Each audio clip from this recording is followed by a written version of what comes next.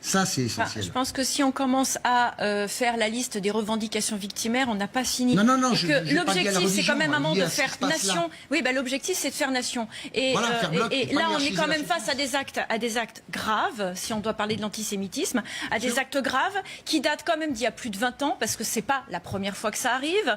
On a eu quand même, dans les années qui ont précédé, c'est pour ça qu'on peut totalement dédouaner les Gilets jaunes. Les Gilets jaunes ne sont pas des révélateurs de ce qui est en train de se passer.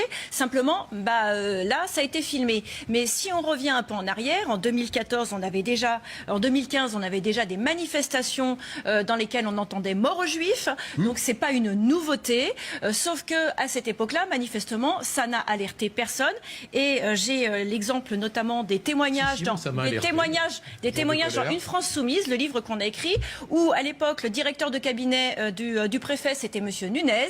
Des signalements lui ont été faits et finalement l'affaire a été classée. Donc moi, j'ai envie de vous dire, il serait temps, plutôt que de verser des larmes de crocodile et de s'émouvoir gentiment, que les partis politiques, et en tout cas ceux qui sont aux fonctions au lieu de défiler, agissent réellement. C'est pas en allant défiler demain et puis dès le 20 au matin se réveiller et puis arrêter d'agir que les choses vont changer. Il faut qu'il y ait de l'action.